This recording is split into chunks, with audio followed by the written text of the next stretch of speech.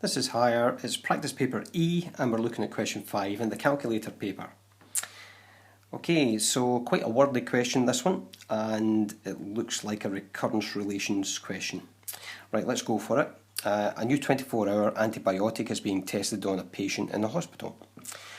It is known that over a 24-hour period, the amount of antibiotic remaining in the bloodstream is reduced by 80%.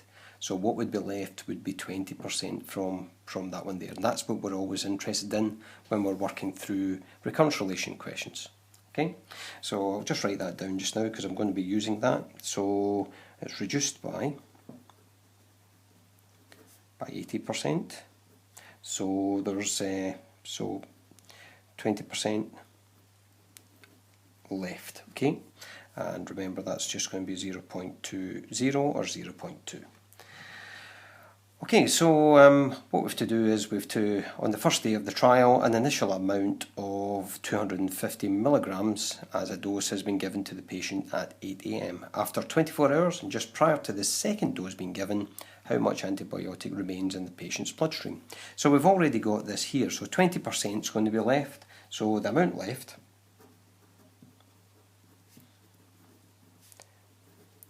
after 24 hours. And what I'm going to just say is that, and it will be before the second dose, okay, it's going to be equal to, and all it's going to be is 0.20 times the dose that he was given before, which was 250, and that equals 50, isn't it? That's going to be 50 milligrams. Okay, calculator question, so just do it in your calculator if you need to do that. That's part A complete. Let's look at part B. So for part B, a recurrence relation of the form un plus 1 is equal to a un plus b can be used to model this course of treatment. Write down the values of a and b. Right, so let's just write out the recurrence relation first of all and see what we're going to put in there. Right, so remember what we've got is what's left. So it'll be un plus 1 is going to be equal to 0.2 or 0.20. un plus, and the dose that he's going to be getting is 250 milligrams.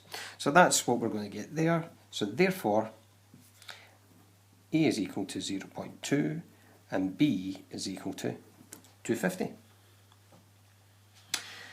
Right, let's look at part C. Right, so it is also known that more than 350 milligram of the drug in the bloodstream results in unpleasant side effects. Okay, is it safe to administer this antibiotic over an extended period of time? Right, so whenever I see a question like that, I think about it being a limit question, and I know that a limit exists, and I'll just state that. A limit exists. And the reason why that exists is because I've got the value for A is going to sit in between -1 and 1. Right, so what I'll do is I'll just write in the value that I've got, 0.2 to there. So that's what I'm going to write in for that. I'm going to let L be the limit. So if I let L be the limit, what I'll do is I'll just write down the formula that I'm going to use, or the equation I'm going to use. All I'm going to do is I'm going to substitute L into here and there on the formula, on the recurrence relation. So L is equal to 0.2L plus 250.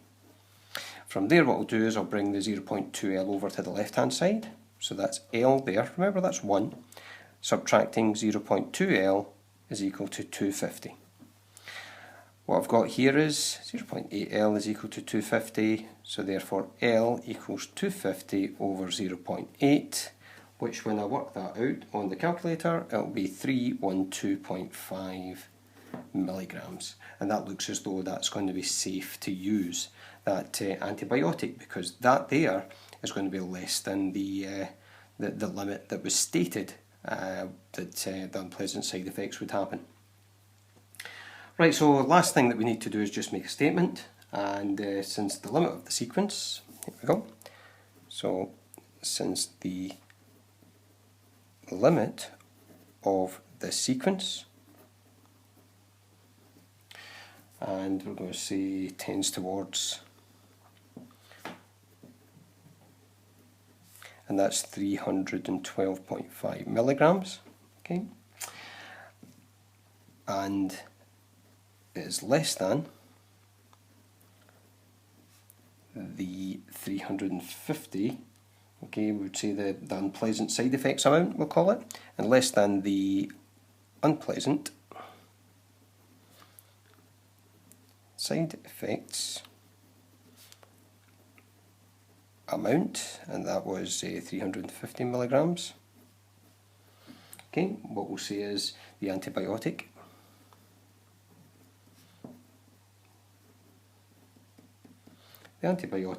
is safe to administer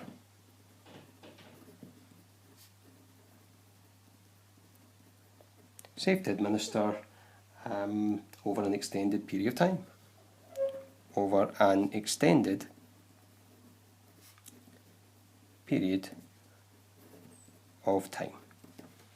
Okay, so, and that would be the question complete. Quite wordy that's here, but really the main thing that we're trying to get at is 312.5 milligrams is less than 350 milligrams. That was kind of the important thing from there.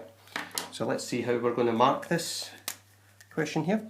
So for part A, we've just got 1 mark to give.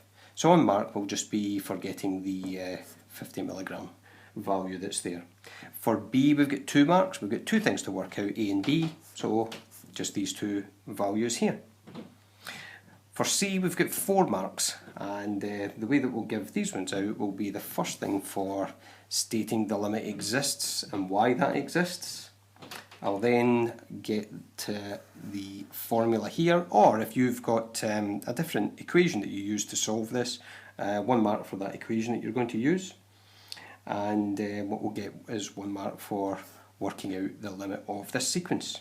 Final mark for making a statement that's in context based on the question that we've got. Okay, so in total that's going to be out of 7 marks.